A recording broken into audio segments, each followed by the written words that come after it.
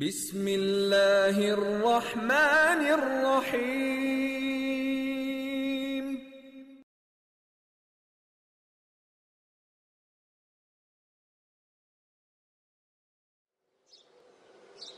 بسم اللہ الرحمن الرحیم.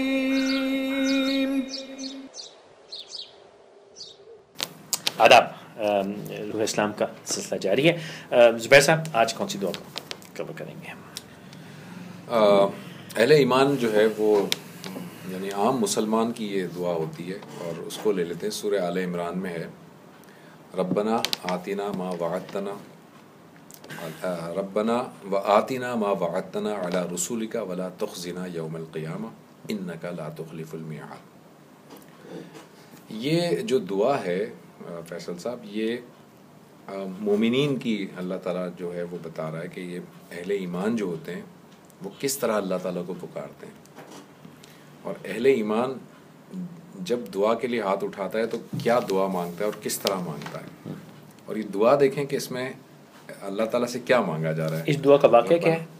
اس دعا کا کوئی پس منظر نہیں ہے، یہ اللہ تعالیٰ بتا رہا ہے. مختلف جو سورہ آل عمران چل رہی ہے اس میں اللہ تعالیٰ بتا رہا ہے اہل ایمان کیا ہیں، منافق کیا ہیں، یہ ساری چیزیں بتا رہا ہے اللہ تعالیٰ. کفار کون ہیں. تو اہل ایمان جو ہیں وہ اللہ تعالیٰ سے جب دعا کرتے ہیں تو کیا دعا کرتے ہیں، ٹھیک ہے، اس طرح سے اللہ تعالیٰ بات کر رہا ہے.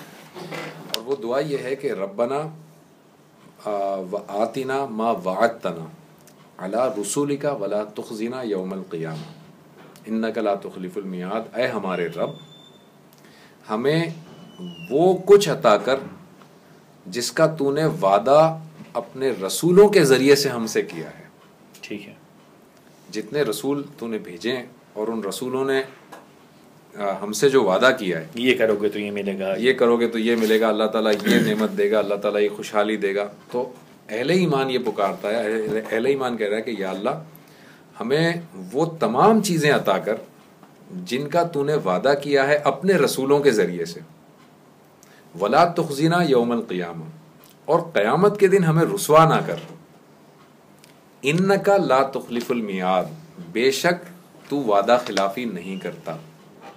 یہ تین جملے مختصر، ایک دعا ہے مگر تین جملے مختصر سے تین جملے ہیں.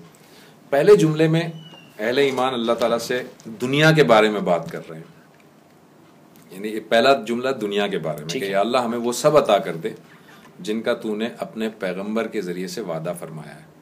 اس میں آخرت دنیا تو ہے ہی، آخرت بھی اس میں شامل ہے، لیکن جو دوسرا جملہ ہے وہ ایکسکلوزیولی چونکہ آخرت کے لیے ہے، لہٰذا اس بات سے اندازہ یہ ہوتا ہے کہ پہلا جملہ دنیاوی معاملات کے لیے. دوسرے جملے میں وہ کہتے ہیں ٹھیک ہے، پہلے آپ بولیے. دوسرے جملے میں وہ کہتے ہیں کہ ہمیں آخرت کے دن، قیامت کے دن رسوا نہ کر. اب دیکھیں رسوا نہ کرنا جو ہے نا وہ ایک چھوٹا سا لفظ ہے، لیکن اس میں سب کچھ کور ہو گیا، ہر چیز آ گئی. رسوا نہ کرنے کا مطلب ہمیں قیامت کے عذاب سے بچا لے، ہمیں جہنم کے عذاب سے بچا لے، ہمیں وہاں کی رسوائی سے بچا لے، حساب کتاب میں شرمندگی اگر ہمیں ہوگی تو اس شرمندگی سے بھی بچا لے. ہر چیز سے بچانے کی دعا آ گئی نا، ولا تخزنا. جو میں کہنا چاہتا ہوں، میں اس میں ایک جو بات سمجھ رہا ہوں وہ یہ کہ پہلے میں تو اللہ تعالیٰ سے کہا کہ جو کچھ وعدہ کیا دے دے ابھی، ٹھیک ہے ٹھیک ہے. اور دوسرے میں جب رسوائی کی بات ہوئی تو اس میں یہ بھی تو ایک پہلو جو مجھے دکھ رہا ہے وہ یہ ہے کہ وہاں کے بھی تو وعدے کیے ہیں نبیوں نے کہ آخرت میں کیا کیا ملے گا. وہاں اگر نہ ملا، وہاں اگر محروم رہ گئے تو یعنی ہم ان میں سے نہ ہوئے جنہیں اللہ تعالیٰ نے وہ نوازنا ہے. وہ بڑی رسوائی ہوگی، وہ بڑی رسوائی کی بات ہوگی. اور اس میں اور تھوڑا سا ایکسٹینڈ کر دیتا ہوں، وہ یہ کہ اگر آج میں بڑا ترم خان سمجھتا ہوں کہ میں ایمان والا ہوں اور اس کی بنیاد پہ میں بڑا مانگ رہا ہوں، لیکن جو وہاں ابدی جو معاملات ہیں، جو ہمیشہ ہمیشہ کے معاملات ہیں، وہاں اگر رہ گیا تو اس تمام ایمان کا جو میرا زوم تھا یہاں وہ سب ختم ہو جائے گا، اور وہاں بڑی رسوائی ہوگی. اور ایمان والے کو یہاں کی رسوائی کی فکر نہیں ہے. یہاں اگر میرے پاس کمی ہے، غربت ہے یا تکلیف ہے یا کچھ ہے، اگر میں ایمان والا ہوں تو یہاں میں نے رسوائی کی فکر نہیں کی، یہاں تک اللہ. لیکن وہاں کی رسوائی جو ہے وہ بڑی بھاری ہے. وہاں کی رسوائی نہ صرف بھاری ہے بلکہ وہاں کی رسوائی ابدی ہے. یہ بڑا امپورٹنٹ پوائنٹ ہے. وہاں کی رسوائی ابدی رسوائی ہے. یہاں تو گزر جائے گی، یہاں تو ایک رسوائی آئے گی تو آج وہ آپ کے اوپر جو ہے وہ کڑا وقت ہے تو کل اچھا وقت بھی آ جائے گا. 10 20 30 40 50 سال کا تو معاملہ ہے. ہاں تو یہاں کی رسوائی تو بڑی ٹیمپرری سی رسوائی ہے، اور ٹیمپرری نہیں بھی ہے تو فائنائٹ ضرور ہے بے شک، لیکن وہاں کی رسوائی ابدی رسوائی ہے. اگر آپ رسوا وہاں پر ہو گئے، خدا نخواستہ اللہ نہ کرے، تو ظاہر ہے کہ وہ ایک تو ابدی ہے، پرماننٹ ہے، اور اس کا حال ایسا ہے کہ اس کا پھر کوئی مداوع نہیں ہے، اس کے لیے کوئی وہاں پر یہ مہلت نہیں ہے کہ جی اچھا ٹھیک ہے یہ رسوائی ہوگی، اب یہ فدیہ دے دو یا یہ والا عمل کر لو یا حج کر کے آ جاؤ، ختم ہو گیا نا اب سب کچھ. وہاں کوئی عمل نہیں کرنا آپ کو، وہاں آج جو عمل آپ نے کیا ہے اس کا آپ کو وہاں پہ رزلٹ ملنا ہے. اب رزلٹ والے دن عمل نہیں ہو سکتا. تو ایک تو یہ کہ وہ رسوائی ابدی ہے، اور وہ رسوائی اب یعنی اس کو انڈو نہیں کر سکتے. اب وہ انڈو کا پروسیس بھی بند ہو گیا، پاس فیل کی رپورٹ آ گئی، ختم ہو گیا وہ. اب آپ اگر چاہیں کہ چلو ٹھیک ہے ابدی ہے تو اب میں فلاں کام کر لوں تو یہ ٹھیک ہو جائے گا، تو وہ ٹھیک بھی نہیں ہوگا. تو اس لیے وہ بڑا کڑا وقت ہوگا ان لوگوں کے لیے جن کو اللہ تعالیٰ اس طرح سے گزارے گا، اس رسوائی سے گزارے گا، دوچار کرے گا. وہ بڑا کڑا وقت ہوگا. تو اہل ایمان جو ہوتے ہیں وہ اللہ تعالیٰ سے یہ مانگتے ہیں کہ یا اللہ جو پیغمبروں نے ہم سے وعدے کیے ہیں، تیرے پیغمبروں نے اور تیری طرف سے وعدے کیے ہیں، یا اللہ وہ سب ہمیں عطا کر، اور ہمیں قیامت کے دن رسوائی سے بچا لینا. قیامت کے دن کہ تیری جو رسوائی، تیری طرف سے جو رسوائی ہمیں ملے گی اگر خدا نخواستہ، تو وہ تو اس قابل بھی نہیں ہوں گے ہم کہ ہم سر اٹھا سکیں وہاں پر. اور انعام کا نہ ملنا بھی ایک بڑی رسوائی ہے، بہت بڑی رسوائی ہے. ایک آپ کو میں اسی سے متعلق وہ بتاؤں، سورہ حاقہ کے اندر ہے کہ اللہ تعالیٰ جو ہے، اللہ تعالیٰ نے دو لوگوں کا ایک بیان کیا، ایک منظر بیان کیا ہے کہ وہ دو قسم کے لوگ کیا ہوں گے. ایک کو اللہ تعالیٰ نے کہا ہے دائیں ہاتھ والے لوگ. ان کو اللہ تعالیٰ کہتا ہے کہ وہ ایسے لوگ ہوں گے کہ جب ان کا نامہ اعمال انہیں دائیں ہاتھ میں دیا جائے گا تو وہ اپنا نامہ اعمال پڑھیں گے اور وہ بڑے خوش ہوں گے، اور نہ صرف خوش ہوں گے بلکہ وہ دوڑتے پھریں گے اور لوگوں کو اپنا نامہ اعمال دکھائیں گے کہ دیکھو ہمارا نامہ اعمال کتنا اچھا ہے. یہ بالکل ایسی بات ہے کہ میٹرک کا یا انٹر کا جب رزلٹ آئے میرا اور میں بہت اچھے گریڈ میں پاس ہوں گا تو میری خواہش ہوگی میں سب کو بتاتا پھروں یار میرا یہ گریڈ آیا ہے. میں اب فون کروں گا، اپنے رشتہ داروں کو بتاؤں گا، دوستوں کو بتاؤں گا یار یہ میرا گریڈ آیا ہے. تو بالکل وہ حالت ہوگی وہاں پر ان لوگوں کی، وہ سب کو بتاتے پھریں گے کہ دیکھو ہمارے رب نے ہمارے ساتھ کیا کیا ہے، کتنا اچھا وہ گریڈ ہمیں ملا ہے. اور ان کو آسائشیں اللہ تعالیٰ دے گا اور بہت ساری چیزیں. کچھ لوگ ایسے ہوں گے جو کہیں گے فیقول ربی اہانن، یعنی اللہ تعالیٰ ان کو جب ان کو نامہ اعمال دے گا بائیں ہاتھ میں تو وہ اپنا نامہ اعمال نہ لینے کے لیے اپنا ہاتھ پیچھے کرنے لگیں گے. یہ قرآن اس طرح کی منظر کشی کر رہا ہے کہ وہ ہاتھ اپنا پیچھے کریں گے کہ نامہ اعمال ہمیں نہ دیا جائے، لیکن انہیں زبردستی ان کا نامہ اعمال دیا جائے گا. اور جب وہ پڑھیں گے تو وہ ایسا ہوگا کہ لوگوں سے منہ چھپاتے پھریں گے، لوگوں سے بچتے رہیں گے، وہ ڈرتے رہیں گے کہ لوگ کہیں ان سے نہ پوچھ لیں کہ کیا ہوا تمہارے ساتھ. اور پھر اللہ تعالیٰ ان کی آخر میں یہ پوری منظر بیان کرنے کے بعد اللہ تعالیٰ کہتا ہے کہ پھر ان کو گھسیٹتے ہوئے فرشتے جو ہے وہ جہنم کی طرف لے جائیں گے. اور اس وقت انہیں اندازہ ہوگا کہ ہمارا جو مال ہے وہ ہمارے کسی کام نہیں آیا، اور ہماری جو جاہ و جلال اور جو سلطنت اور جو ملکیت اور جو پوزیشن تھی ہماری دنیا میں وہ بھی کسی کام نہ آئی.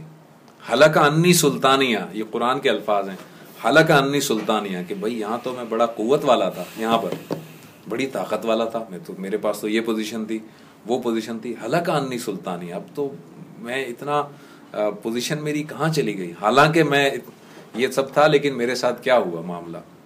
تو یہ جو معاملات ہیں یہ بڑے عجیب و غریب معاملات ہیں. اللہ تو جو سلطانی یہاں پہ ہے وہ بھی تو اللہ کی دین ہے، لیکن بہت سے لوگ، یہ میں تھوڑی وضاحت چاہ رہا ہوں اس کے اوپر، کہ بہت سے لوگ یہ سمجھ بیٹھتے ہیں کہ یہ میرے کارناموں کی وجہ سے اللہ کی دین ہے. کبھی کبھی یہ میری بدکاریوں کی وجہ سے شیطان کی مدد بھی ہوتی ہے. دیکھیں جب بھی تو یہاں کی سلطانی وہاں بےمانی ہو گئی، وہاں فقیر ہو گیا. دیکھیں آپ یہ جو کہہ رہے ہیں تو یہاں کی جو سلطانی دی ہوئی ہے وہ بھی اللہ تعالیٰ کی، بے شک اس اللہ تعالیٰ کی دی ہوئی ہے، اس میں کوئی شک نہیں ہے. لیکن جب آپ قرآن کا مطالعہ کریں تو آپ کو بہت ساری مثالیں ملیں گی، لیکن آپ کے سامنے میں دو مثالیں رکھتا ہوں. سلطانی اللہ تعالیٰ نے فرعون کو بھی دی، بے شک بہت بڑا بادشاہ تھا، بڑی حکومت تھی، بڑی سلطنت تھی، لیکن اس نے کیا کیا؟ اس نے کہا انا ربکم الاعلی، میں ہوں تم لوگوں کا رب، میں ہوں. ٹھیک ہے، یعنی اس نے اپنے آپ پہ تکبر کیا. اس نے، اچھا یہاں پر رب کا مطلب یہ نہ لیجئے گا کہ وہ یہ کہتا تھا کہ میری بندگی کرو. رب کا مطلب یہ تھا کہ وہ اکڑتا تھا اور وہ لوگوں سے کہتا تھا کہ جو چیز میں کہوں بس وہ ٹھیک ہے, جو چیز میں کہوں غلط ہے تو غلط ہے. اس معنوں میں وہ رب اپنے آپ کو کہتا تھا. بہت بڑی سلطنت تھی, تکبر, گھمنڈ, غرور, اور وہ سمجھتا تھا کہ جی میں ہی ہوں اور باقی سب میرے آگے حقیر ہیں, فقیر ہیں سب. وہ سلطنت اسے بھی اللہ تعالیٰ نے دی تھی. دوسری جانب اللہ تعالیٰ نے دوسرا ایک ماڈل پیش کیا, حضرت سلیمان علیہ السلام. ان کو بھی اللہ تعالیٰ نے سلطنت دی تھی بے شک, لیکن ان کا رویہ کیا تھا اور فرعون کا رویہ کیا تھا. فرعون کہتا تھا کہ میں رب ہوں تمہارا, اور حضرت سلیمان علیہ السلام کہتے تھے ھذا من فضل ربی, کہ یہ صرف میرے رب کا فضل ہے. دونوں کا فرق دیکھیں آپ, ایک کہتا تھا میں رب ہوں, ایک کہتا تھا یہ میرے رب کا فضل ہے. چیونٹی کی آواز حضرت سلیمان علیہ السلام سن لیتے تھے جی, اس چیونٹی کی آواز سن کر آپ مسکراتے تھے اور آپ اللہ کا شکر ادا کرتے تھے کہ اللہ تیرا شکر ہے, تیرا کرم ہے, تیرا فضل ہے کہ تو نے مجھے یہ صلاحیت دی, مجھے اتنی توفیق دی کہ میں اس کی آواز سن سکتا ہوں. تو جو سلطانی ہے وہ اللہ تعالیٰ کی طرف سے ملتی ہے, لیکن اللہ تعالیٰ سلطانی دے کر بھی آزماتا ہے اور اللہ تعالیٰ فقیر بنا کر بھی آزماتا ہے. نہیں, آزمائش دیکھیں فیصل صاحب, آزمائش اس دنیا میں سب کی ہے, ہر چیز کی ہے, سب کی ہے, سب کی. ہر نعمت جو ہے ایک آزمائش ہے, ہر تکلیف بھی آزمائش ہے. ہاں, ہر چیز کی آزمائش, اور ہر آدمی کی, ہر انسان کی آزمائش. اور تکلیف تو آزمائش مانی ہی جاتی ہے نا. تو میں جن کے جو اللہ تعالیٰ نے یہ ہاتھ دیا, جو اللہ تعالیٰ نے زبان دی, جو آنکھ دی, کپڑا دیا, لباس دیا, کھانا دیا, یہ سب آزمائش ہے. ایک بات تھوڑی اور بھی میں وضاحت کر دوں, کبھی موقع ملے گا تو اس پر بات کریں گے. تکلیف آپ نے فرمایا کہ تکلیف تو آزمائش مانی ہی جاتی ہے. قرآن اور حدیث کو جب سامنے رکھیں گے تو تکلیف کے بھی بہت سارے آپ کو ٹائپس نظر آئیں گی, کائنڈز نظر آئیں گی. ہر تکلیف آزمائش نہیں ہوتی ہے. کبھی بات کریں گے اس پہ موقع ملا تو. مطلب یہ تو جاتی نہیں, تو بات چھیڑ کے مسکرا کے آپ کبھی بات کریں گے, اس لیے کہ ہم اپنے اس دعا والے ٹاپک سے ہٹ جائیں گے نا. لیکن ہر تکلیف آزمائش نہیں ہوتی, لیکن یوں کہہ لیجئے کہ بعض تکالیف ایسی ہوتی ہیں جو کہ آپ کے پریویس گناہوں کا کفارہ ہوتی ہیں. وہ آزمائش نہیں ہوتی, وہ کفارہ بن کر آتی ہیں.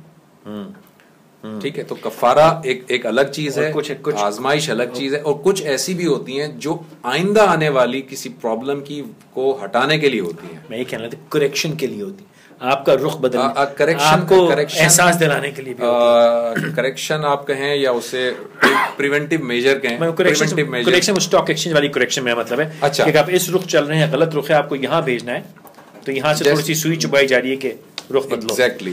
تو آزمائش کی جو ٹائپس ہیں نا قرآن کی روشنی میں آپ سمجھیں, اور یہ بڑا امپورٹنٹ ہے اس کو سمجھنا بھی ہے کہ وہ ٹائپ بہت ساری ہیں. آپ ہمیشہ ہر تکلیف سے دل برداشتہ ہو جاتے ہیں, لیکن ایسا نہیں ہوتا. جو بھی تکلیف آتی ہے اس کی کوئی نہ کوئی مصلحت ہوتی ہے. میں مصلحت کا لفظ سب کے لیے استعمال کر رہا ہوں. اب وہ مصلحت وہ پریونٹیو میجر کے طور پر بھی مصلحت ہو سکتی ہے, وہ آزمائش بھی ہو سکتی ہے, وہ مداوع بھی ہو سکتا ہے, وہ کفارہ بھی ہو سکتا ہے, مگر مصلحت ہوتی ہے اللہ تعالیٰ کی. تو یہ جو چیز ہے کہ وہ اللہ تعالیٰ سلطانی عطا کر آزماتا ہے, نہیں, ایسا نہیں ہے. سورہ ملک جو ہے, سورہ ملک میں اللہ تعالیٰ یہ بتاتا ہے الذی یبلوک تبارک الذی بیدہ الملک وہو علی کل شیء قدیر الذی خلق الموت والحیات لیبلوکم ایکم احسن عملا, کہ اللہ تعالیٰ نے موت اور زندگی کا یہ جو چکر چلایا ہے نا, یہ جو سائیکل چل رہا ہے موت اور زندگی کا, یہ اس لیے چل رہا ہے تاکہ اللہ تعالیٰ تمہاری آزمائش کرے.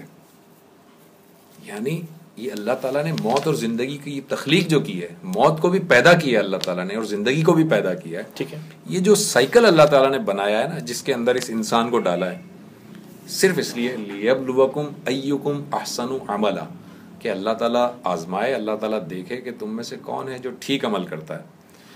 تو ایک شخص ہے جو سڑک پہ بیچارہ پڑا ہوا ہے, آزمائش سے وہ بھی گزر رہا ہے, اور ایک شخص ہے جس کے پاس دنیا کی پوری دولت ہے, آزمائش سے وہ بھی گزر رہا ہے. ہر ایک کے کنسٹرینٹ الگ ہیں, ہر ایک کے ویریبلز الگ ہیں, ہر ایک کی سچویشن الگ ہے, ہر ایک کا اسائنمنٹ الگ ہے, ہر ایک کے پاس ریسورسز الگ الگ ہیں, لیکن آزما رہا ہے اللہ تعالیٰ سب کو. اور ہر ایک کی ریسورسز کنسٹرینٹ کے ساتھ ہی اس کو ججمنٹ بھی اس کی جائے گی. ایسا نہیں ہوگا کہ ججمنٹ ایک ہی اسٹائل میں کی جائے, ہر ایک کا الگ الگ طریقے سے ججمنٹ ہوگی.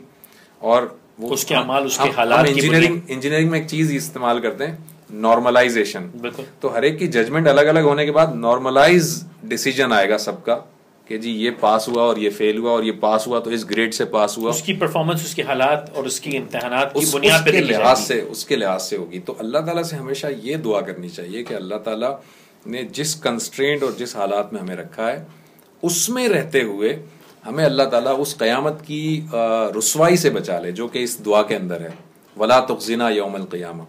اور اِنَّكَ لَا تُخْلِفُ الْمِيعَادِ، اس لیے کہ ہم شاید کسی پریویس سیشن میں ہم یہ بات کر چکے ہیں کہ اللہ تعالیٰ سے جب بھی دعا کرتے ہیں تو اللہ تعالیٰ کی کسی صفت کا حوالہ دے دیں، اگر وہ کسی صفت کا وسیلہ دے دیں تو یہ بڑی اچھی بات ہوتی ہے. یعنی ہم کہیں کہ اللہ تو ہمیں رزق عطا فرما کیونکہ تو بہت بہترین رزق عطا کرنے والا ہے، تو رزاق ہے. یا اللہ تو ہمیں معاف فرما کیونکہ تو غفار ہے، تو معاف کرنے والا ہے. تو بالکل یہی بات ہے کہ یا اللہ تو نے ہم سے جتنے وعدے کیے ہیں وہ وعدہ تو ہمیں پورا کر کیونکہ تو کبھی وعدہ خلافی نہیں کرتا. تو اس دعا میں انک لا تخلف المیعاد اسی سینس میں ہے کہ اللہ یہ وعدہ جو تو نے کیا ہے اپنے رسولوں کے ذریعے سے یہ ہمیں عطا کر کیونکہ تو کبھی وعدہ خلافی نہیں کرتا. ذہن میں جو ہے جو آپ نے بات کی نا کہ زندگی اور موت کا سائیکل یہ کہ دیکھیں کون تم میں سے بہتر عمل کرتا. وہ ایک جو ہماری آف ایئر ڈسکشنز ہوتی ہیں بڑی ٹیکنیکل، فلمی اور سائنٹیفک ہوتی ہیں. تو میرا ایک اس کو آف ایئر ہی کریں گے لیکن میں کہ وہ آخرت جنت کی طرف جہنم کی طرف ہم پہنچیں گے کیسے، وہ ایک میری عجیب سی تھیوری ہے، وہ اس پہ آف ایئر گفتگو کرتے ہیں. آج کے لیے بہت شکریہ.